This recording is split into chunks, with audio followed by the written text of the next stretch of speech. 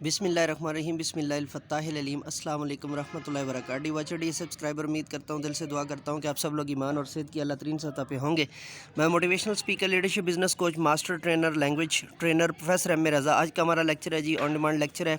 Afaq Iqbal series new English class 4th class sorry I am going to repeat the title I am gonna repeat the title.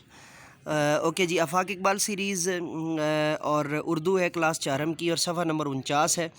तो on demand lecture है जी। तो चलिए शुरू करते हैं। ख़वातीन व हज़रात, ख़ास अल्फाज मानी याद करें। मानी याद करें में जी, लाल चमन, लाल यमन जो है वो यमन का हीरा है। कोहकुन का मतलब है पहाड़ खोदने वाला। दहकान का मतलब है किसान। और अहले कलम का मतलब है पढ़े लिखे। तफ़हीम जवाब लिखे। मल्लाह और दहकान कहाँ और क्या काम करते हैं? मल्लाह कश्ती चलाता है जी। चूँकि क्लास 4 है तो ज़्यादा करवाने की ज़रूरत नहीं है, 2 से 3 लाइनें मैक्सिमम बहुत हैं। मल्लाह जो है वो कश्ती चलाने वाले को कहते हैं, और दहकान जो है वो खेतों के अंदर जो है ना वो काम करने वाले किसान को कहते हैं।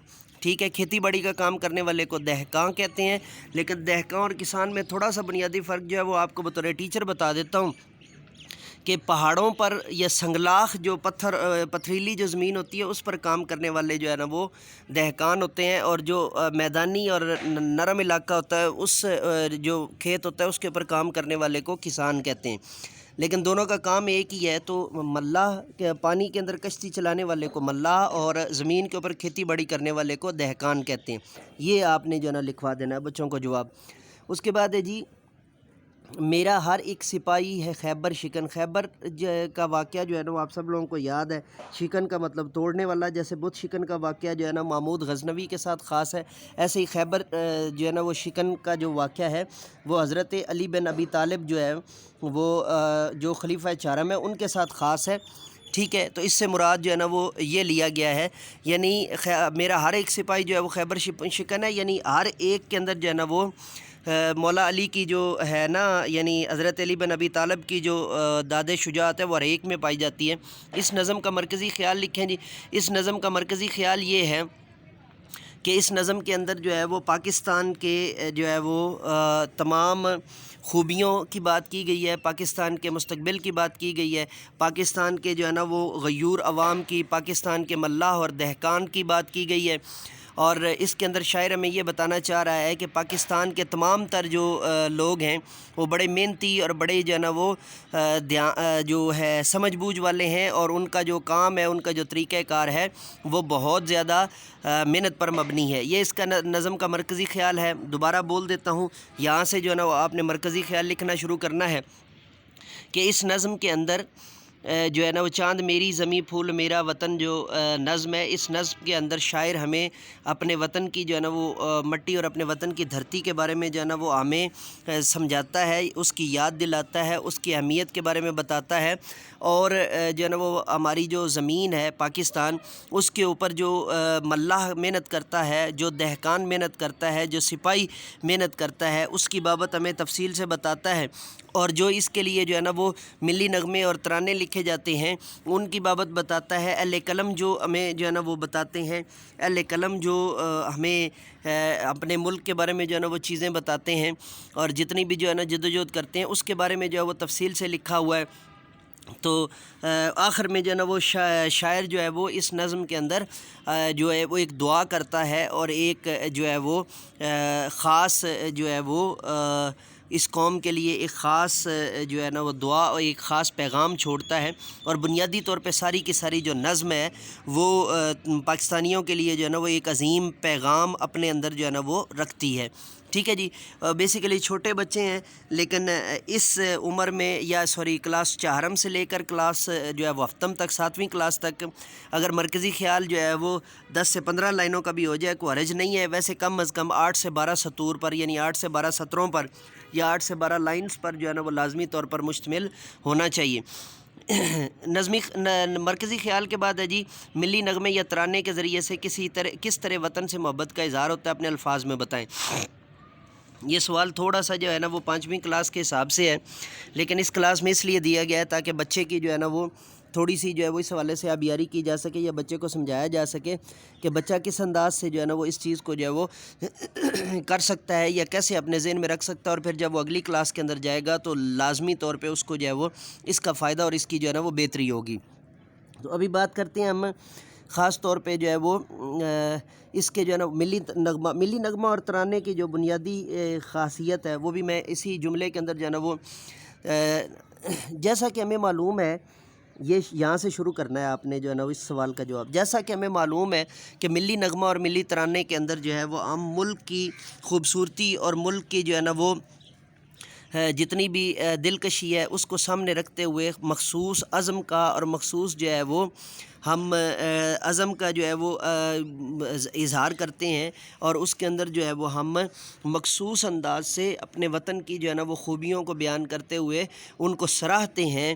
تو اور اس کے ساتھ ساتھ ملی نغمے کے اندر جو ہے وہ ہم اپنے عزم و جو ہے نا وہ مصمم ارادہ اور اپنے جو ہے نا پرعزم ہونے کا جو ہے وہ اظہار کرتے ہیں، اور اس کو گا کر اور اس کے ذریعے سے ہم خوشی منا کر جو ہے نا وہ اپنے ملک کے ساتھ جو ہے وہ ملک کی جو ہے نا وہ وطن سے ملکی محبت کا یا وطن سے محبت کا ہم اظہار کرتے ہوتے ہیں۔ یہ 3-4 لائنیں آپ نے لکھوانی ہیں، مزید آپ اگر آپ جو ہے نا وہ بہتر کر کے اس کو اگر کامنٹ میں بھی جو ہے نا وہ ڈال دیں تو باقیوں کے بھی کام آ جائے گا، ٹھیک ہے جی۔ اور اس کے بعد آگے ہمارا اگلا کوشچن ہے جی، درست لفظ لگا کر مصرع مکمل کیجئے۔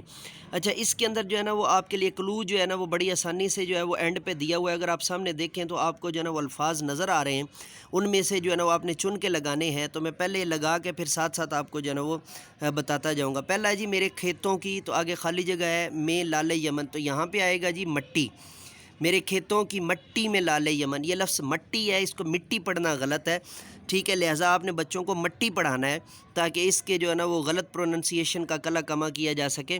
تو یہ لفظ کیا ہے جی؟ مٹی، میرے کھیتوں کی مٹی میں لال یمن، میرے کھیتوں کی مٹی میں لال یمن، میرے کھیتوں کی مٹی میں لال یمن۔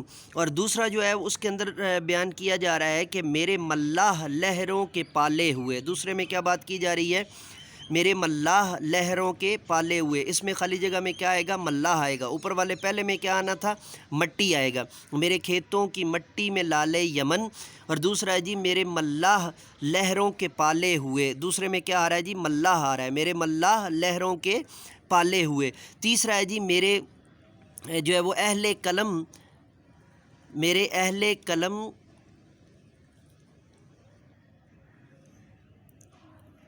میرے اہل قلم، اب اس میں سے جو ہے نا وہ بہترین ہے جی عظمتوں کی زباں، ٹھیک ہے جی، یہاں پہ کیا آئے گا؟ میرے اہل قلم عظمتوں کی زباں، میرے جو اہل قلم ہیں وہ کیا ہے؟ عظمتوں کی زباں ہے، یعنی کہ وہ ہر چیز جو ہے وہ عظمت کی داستان لکھنے والے ہیں، یہ مراد ہے۔ اور یہاں پہ خالی جگہ میں کیا آئے گا جی؟ میرے اہل قلم عظمتوں کی زباں۔ اس سے اگلا جو ہے اس کے اندر آ رہا ہے جی میرے شہروں پہ، آگے خالی جگہ آ رہی ہے، اور اس کے اندر ہم نے جو ہے نا وہ ایڈ کرنا ہے میرے شہروں پہ سایہ ہے قرآن کا، میرے شہروں پہ سایہ ہے قرآن کا، میرے شہروں پہ سایہ ہے قرآن کا۔ یہاں پر جو ہے نا وہ کیا بات کی جا رہی ہے جی؟ جو ہے وہ سایہ یہاں پر لگے گا، اور کیوں لگے گا؟ اس لیے کہ پاکستان کو بنانے کے لیے جو بنیادی مقصد تھا وہ تھا لے کے رہیں گے پاکستان، بن کے رہے گا پاکستان، اور دوسرا جو اس کا مقصد تھا پاکستان کا مطلب کیا؟ لا الہ الا اللہ، پاکستان کا مطلب کیا؟ لا الہ الا اللہ، تو اس کو سامنے رکھتے ہوئے یہاں پر جو ہے نا وہ یہ چیز جو ہے وہ بیان کی گئی ہے۔ اور آخری میں لگے گا جی میری مٹی کو سونا بناتے رہیں، آخر میں کیا لگے گا؟ میری مٹی کو سونا بناتے رہیں، آخر میں کیا لگے گا؟ میری مٹی کو سونا بناتے رہیں، آخر میں کیا لگے گا؟ یعنی میری مٹی کو، اس کے بعد خالی جگہ میں کیا لگے گا؟ سونا بناتے رہیں، میری مٹی کو سونا بناتے رہیں۔ یہ تھا ہمارا آج کا پیج نمبر 49 کا لیکچر۔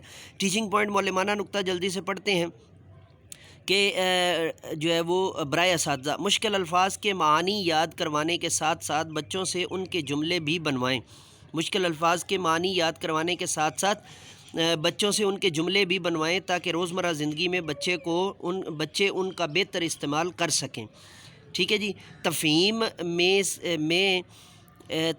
میں اب یہ یہاں پہ پتہ نہیں کیا لکھا ہوا ہے، تفہیم اور توجہ کا جائزہ لیجئے، جائزہ لینے کے لیے سوالات دیے گئے، اب یہ ورڈ کو میں جو ہے نا تھوڑا سا مزید سمجھنے کی کوشش کرتا ہوں. نہیں میری سمجھ میں آ رہا ہے، چونکہ یہ پکچر میں ہزار دفعہ کہہ چکا ہوں، بڑی بار آپ کو سمجھایا بھی ہے کہ پکچرز لینے کا جو بہترین طریقہ کار ہے وہ پھر بھی آپ اس کی جانب دھیان نہیں کرتے. اب میرے خیال سے یہاں پہ تفہیم اور دوسرا کیا تھا، تفہیم سے اوپر جو ہے وہ میرا خیال ہے شاید خاص الفاظ ہیں، مشق ہے، اس کے بارے میں چلیں. اب وہ نہیں سمجھ میں آ رہا، میرے خیال سے تفہیم کی طرف زیادہ توجہ دینے کی بات کی جا رہی ہے، کا جائزہ لینے کے لیے سوالات دیے گئے ہیں، ان کو سامنے رکھ کر تو اس چیز کو جو ہے وہ کور کیا جا سکتا ہے. تو بارے دیگر آپ سے جو ہے نا گزارش ہی ہوتی ہے کہ جتنے بہتر انداز سے جو ہے نا وہ اس کو بھیج سکتے ہیں، اور جتنے بہتر انداز سے آپ اس کو بھیج سکتے ہیں تصاویر کو، اس پر فوکس کیا کریں. تو اجازت دیجیے، نئے لیکچر کے ساتھ دوبارہ آپ کی خدمت میں حاضر ہوں گے. میرے ساتھ مل کر کے یہ انسانیت کی بہتری کے لیے ایک قدم اور hope and cause info T V اور آفیشیل چینل کو سبسکرائب کرنا مت بھولیے گا.